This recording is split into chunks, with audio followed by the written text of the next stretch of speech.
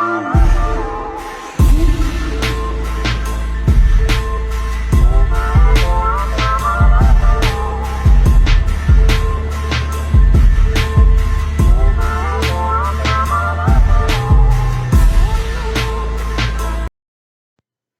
everybody. Thank you for watching Jarrett Hood's sports show. We're going to go with it. Today, got a couple of topics. Look, the NFL runs the world, right? So, I'm going to give you a Rodgers update because I like giving you the right away how I feel about it, about a topic situation. But I also, like the Sam Darnold a couple weeks ago, I like to give you, after a couple days or a couple weeks, a little bit of thought about it. Update maybe on the situation. So, we'll talk a little bit of that. I'll get into the Tebowmania. I'll explain the sigh on it. Talk a little NBA. Swoop in a little bit, see what's going on with the NBA, and we'll talk a little MLB. I bumped the camera, not a good start. So, Rodgers update. Quiet. Both sides, not really sure.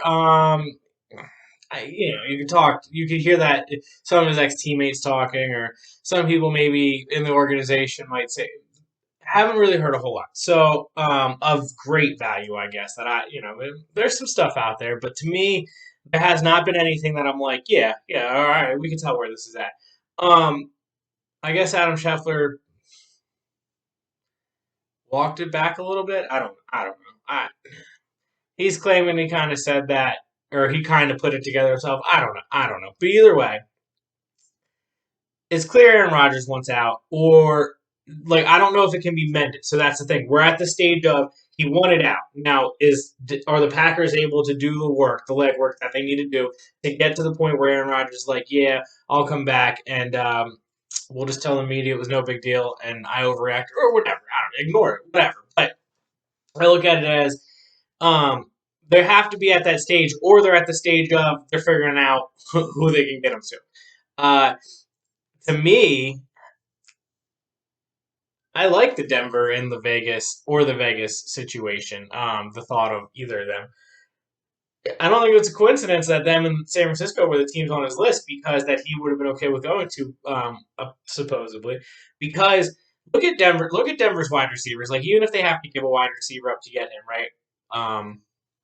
They still have, I think, three more top wide receivers drafted in the first or second round. Or you look at Vegas, I feel like Rodgers looks at their scheme and their system as something that he's going to be able to throw it, 60 times a game.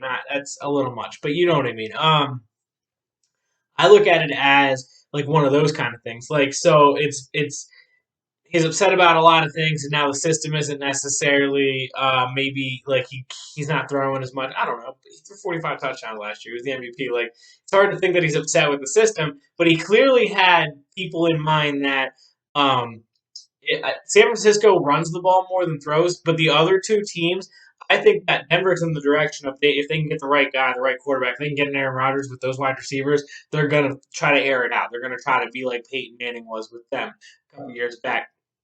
And honestly, you could probably just say the same thing for the Raiders. I look at them as their scheme, their system with Gruden, and I do think that they have weapons that can get them, that something that Aaron Rodgers would be airing it out too. So that's just speculation, though. Again, it's been quiet, so I don't know where either side stands on. I do think that Aaron Rodgers, I don't think he's going to retire. I thought that at first, I was like, yeah, he has the will to do that.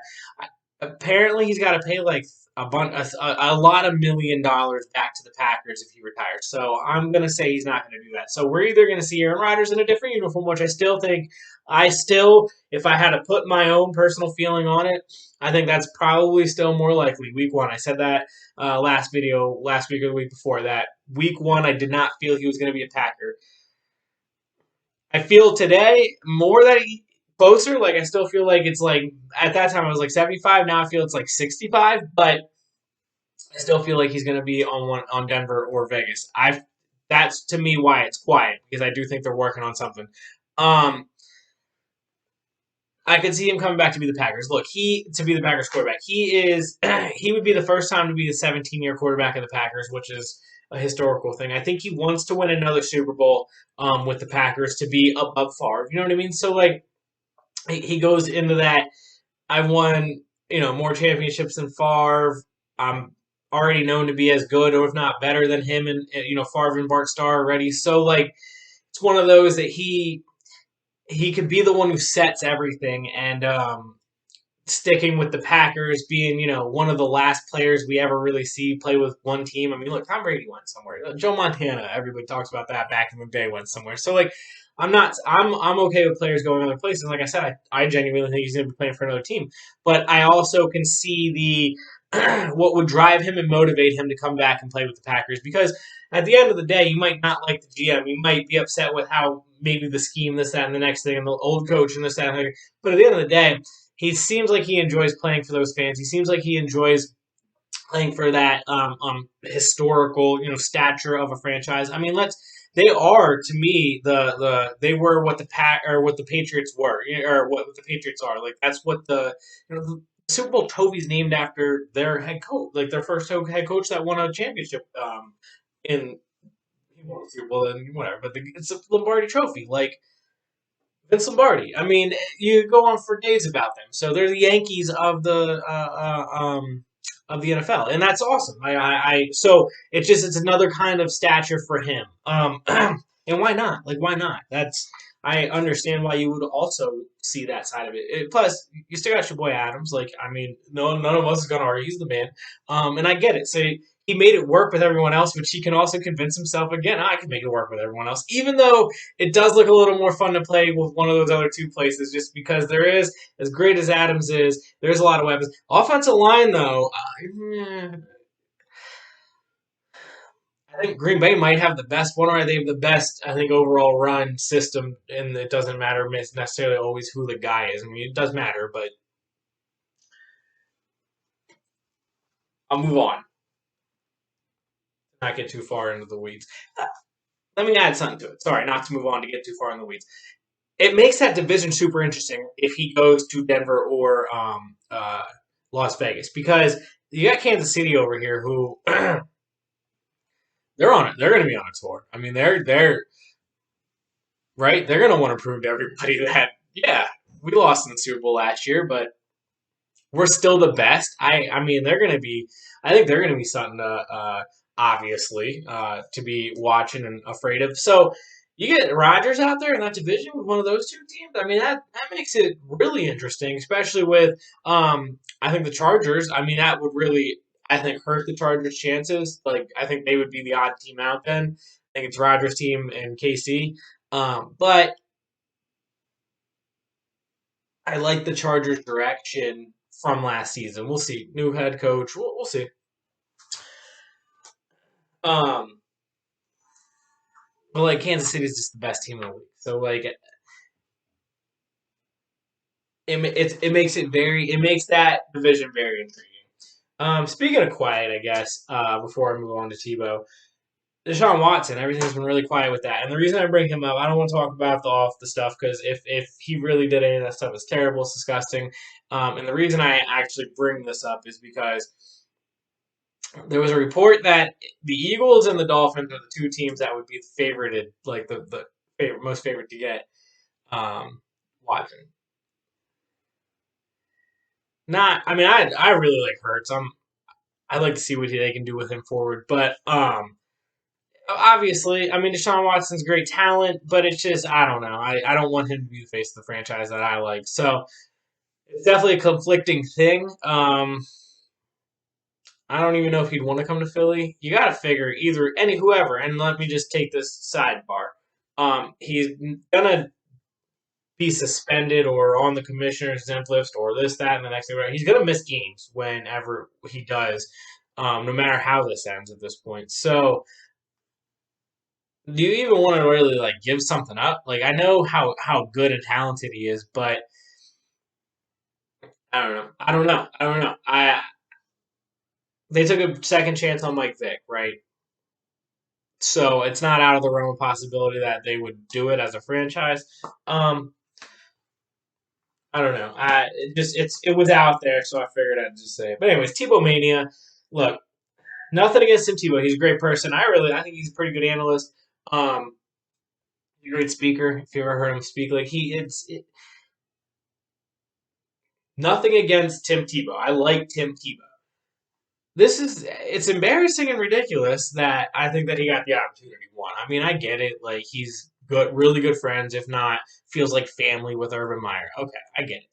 And if you know me, I'm not an Urban Meyer fan. I think he's a great football coach.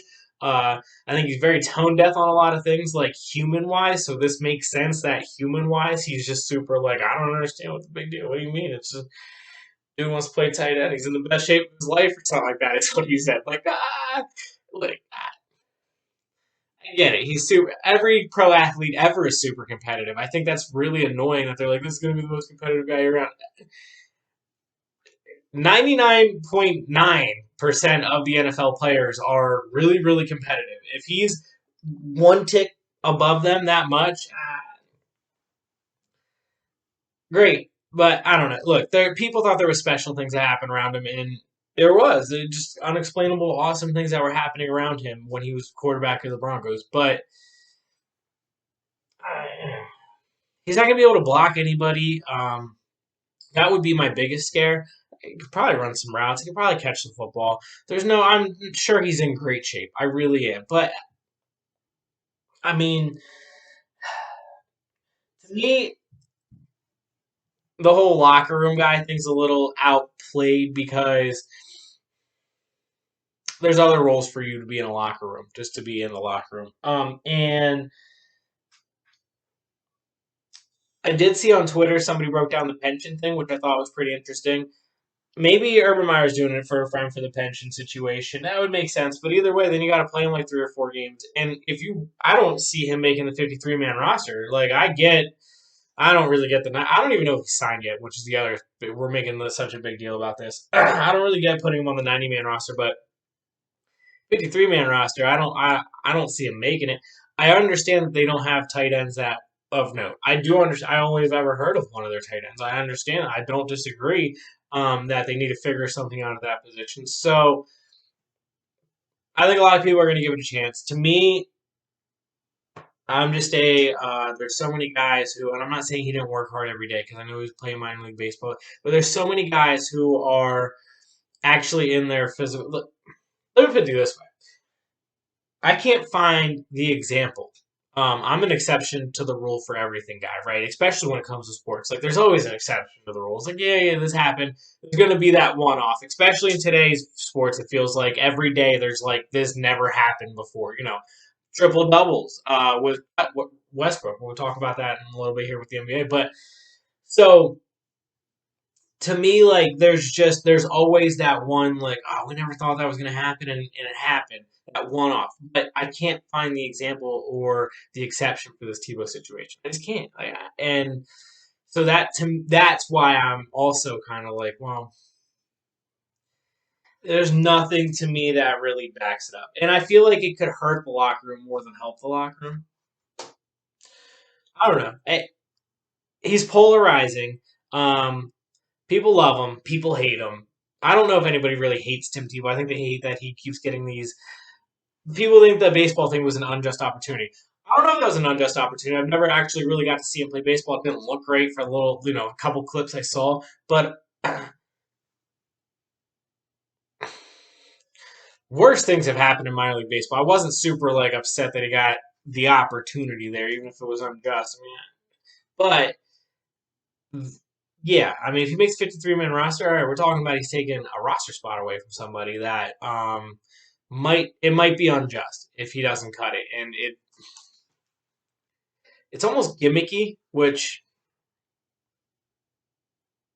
and Urban Meyer's tone deaf. He doesn't care. He doesn't care what it sounds or looks like. So I guess me and the rest of the world breaking it down endlessly is pointless because it really I know for a fact that Urban Meyer does not care how any of us feel about it. He just doesn't, and he's going to do what he wants to do, and he always has. Moving on. NBA. Russell Westbrook. Congratulations to him. I've always been known as a Russell Westbrook hater. I'm not a Russell Westbrook hater. I hated the fact that Russell Westbrook had Allen Iverson like talent and decided to go the route he did and just try to break Oscar Robinson's triple double record instead of look. I've never seen anybody with the toughness and hustle and motor and determination and all those words when used, like Allen Iverson. Westbrook has all those things, and they're both super athletic and fast, and they both have crazy flaws in their games that neither of them can really shoot. Like they're super similar, and he was a player that I really wanted to like. I just was like, I can't do it. Like he's not. It's not winning basketball. How like we it wasn't frustrating watching Iverson because it felt like, all right, they can do it. Like they can do it. Today I would have to tell AI it's a different NBA. Like today I have to tell AI like, nah, man, you got to figure out how to be a better 1B, and you can't ISO this much and that. Like I am very like it is an incredible, impressive record, and he is an awesome basketball player, and I respect him as a player, and he really seems like an awesome human being. His interviews are so awesome. Like they really are cool. Like he just seems like a cool guy, but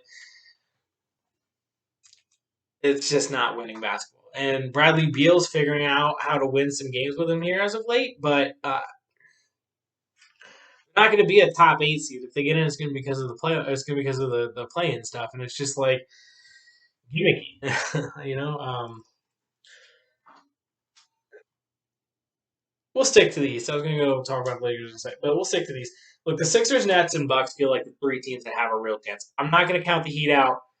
Speaking of motor, drive, determination, all that, ton of athleticism. Jimmy Butler keeping the Heat right there always. But they don't feel like a team that really can challenge. Like now they're gonna have to actually go on the road to Philadelphia or Brooklyn or Milwaukee. Like I just don't feel like they're gonna feel like a team that's actually gonna challenge any of those 3 teams.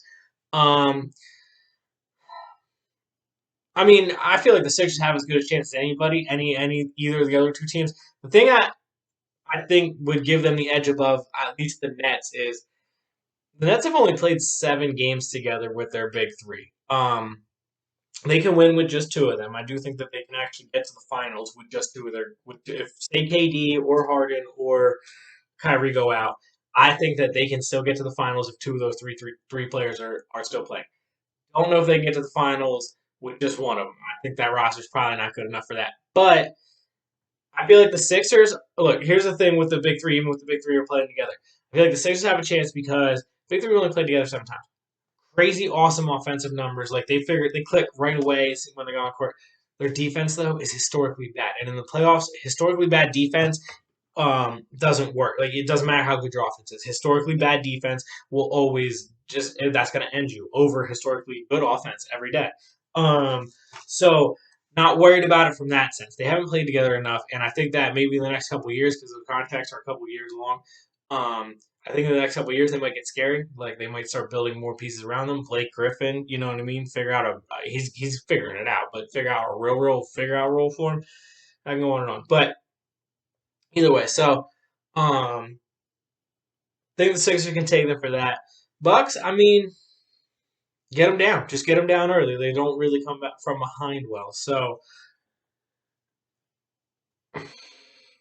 Giannis is a monster, and that's it's just it is what it is. But we got 2 beasts too. We got 2 beasts too. Saying we like them with them, but the Sixers, I mean, that's the defense, even past Joel Embiid and Ben Simmons, who could be Defense Player of the Year, incredible. You know, Matisse and like Doc Rivers came in and got them playing so much better. Doc Rivers got them playing so much better. I was a Brett Brown supporter until last year because it was like, hey man, that was your year. You had to prove it or not, and you didn't. So, and I did feel like, yeah, sure, they were injured going into the bubble there, into the playoffs in the bubble, but they weren't playing well leading into that. So I was just like, you got to like they've they've taken that leap. I've talked about how coaching in the NBA. This has proven to me that coaching is way more valuable than I ever thought before. They've taken that leap, and that's also why I feel confident that the Sixers could play with the Bucks or the Nets. Going to the West, the Lakers. Like again, I will reiterate this. I do not think LeBron James is scared of some playing games, okay? I think LeBron James is trying to send a message like, hey, the owners did this without our approval, and we don't like it. Since we're close to it, and I'm talking about seeding, I'll throw it out. I'll throw some shots out there. People are trying to make the argument that they'd rather be in the playoff game than play the Clippers. I'm not one of these LeBron James is scared of any team in the playoffs. I think you just as well want to play him in the first round as much, but I don't know.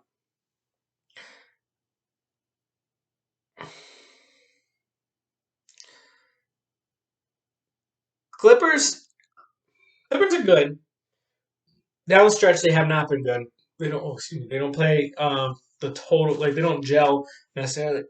And the Lakers seem to be getting their role guys stepping up intermittently, in and out here over the last couple, I'd say 2 weeks, right? So we'll see when LeBron comes back. If he comes back at 100% and AD can play at top level like he was the last couple games, I really the Lakers are still a team to beat, even if they play Clippers first round, or if they play in a playing game, which I think they would. Look, I'm not going to count Steph Curry out of any one-off game, but I think the Lakers would beat whoever they had to play then after that, and then they're just the A seed. Um, what they play the Jazz or the Suns then, and again, I still think either way, first round, LeBron feels comfortable against either of those teams. So I don't know. I still would pick the Lakers coming out of the West. Their 1-2 is better than anyone else's 1-2, and that's just. I mean, I like the Suns, but in the playoffs, um, you don't know. I mean, I think Booker's still going to ball, but you don't know about Ayton. You go further, like Ayton and AD. I think AD is going to take them.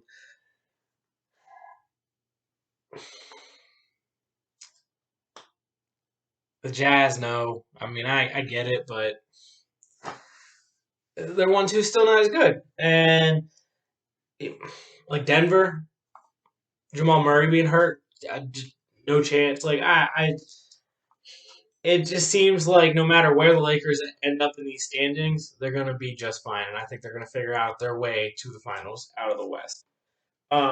Speaking of Doc Rivers, can you take it back a little bit?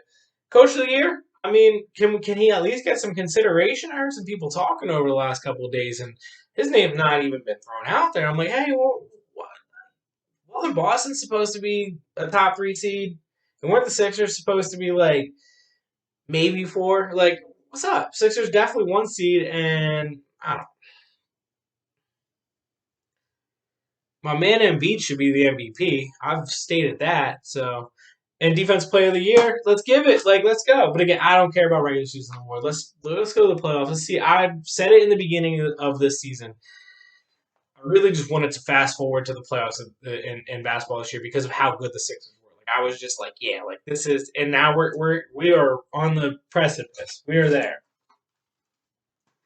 MLB baseball. Um, I wanted to just talk a little bit about it because look, I think that this has actually been a fun overall. They've marketed it well. They have that's been the argument for years. Oh, baseball doesn't market. They've marketed well.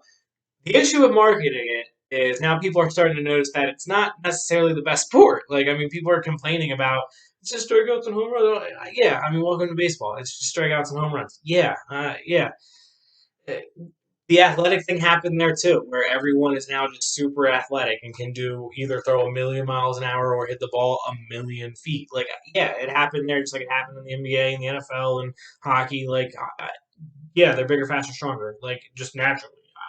I gotcha. Like,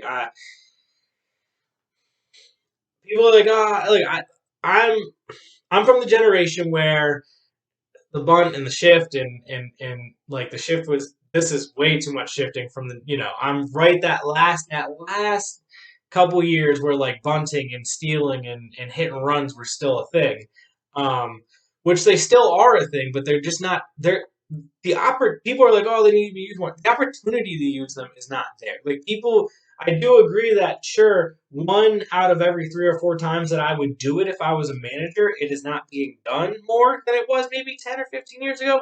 But the opportunity is there at least 50% of the time. I'm sure there's some baseball stats out there to show what I'm saying. I'd never, and that's my fault being unprepared here, not looking that up. Um, but to me, like, yeah, I mean, sure. As if my child wants to play baseball, if he when he's in the next couple of years, when he'll be of age, I'm gonna try to teach him how to hit to everywhere on the field, and not just about launch angles and try to hit it over the fence. Or if he's a pitcher, not have. I mean, I don't know. If he's a pitcher, it sounds like he has to throw 110 miles an hour, which is terrible for everyone's arm, especially at a certain age. But that's a different conversation for a day. My point is like, yeah, sure, I will still try to put the bunting in the, you can play shortstop without having to be on the second base side. Even for a guy who hits it over there all the time. Like I will still, I got it, but I don't know. Baseball is I really like baseball. I enjoy the daily aspect of I know I'm going to turn the TV on and the Phillies are on, and I just comfort. It's as a sports nerd, it is comforting for me. I love the numbers of baseball, so I enjoy it. Yeah, I wish that we still had what it was 15 years. I get it, but I don't hate baseball the way that people are noticing it, and so that. But to me, the complaints also just mean people are watching, and that's a really good thing because that was talked about for a long time, and I just went on my high horse in a stupid rant. So let's talk about what's actually happening in baseball. The Dodgers slide is mind blowing. I mean, like Trevor May going out for a little bit that's really tough, but he's going out for the rest of the season, but they will they will find their footing. Like San Francisco, I'm nothing. I'm a Gabe Kapler not supporter, but I liked it. I liked him more than most Phillies fans. I don't agree with his managerial style. I think it's quirky and wild, and there was definitely he got better over time. But they lost too many games in September, and that was the whole reason they had to get rid of him. And I 1,000% agreed with that. I don't necessarily think that San Francisco is going to stay at the top, but they're playing really well right now. I think the Dodgers will be able to, leap over San Diego and then, catch them as well. Um, St. Louis is the other really good team in the NL, and I think that'll even out because, like, so underneath those couple teams I'm talking about with San Diego, San Francisco, St. Louis. Everybody else underneath, like a lot, pretty close. Like the Cardinals have all those wins, but if the Reds can get some pitching, the Reds have like a million runs already. Their offense is incredible. So like they're not completely running away with their division or anything crazy. Talk about the NL East over here. Hey, Philly's still, I mean, popping back and forth with the Mets for first place. Um, but not as good as those other teams we were talking about. In the AL, Boston and the White Sox are the two. I mean, Boston is wow. Didn't start off hot, but after that first series, they were incredible. They've been incredible. And the White Sox, I actually thought the White Sox. I didn't. I don't look manager. I thought they had a good roster. Did not think they were going to be like first in the division. I thought they had a good roster. I was with everybody questioning the hiring of that manager, and it has worked out with the whole Pinella situation. So, the Yankees have been playing really well in the AL too.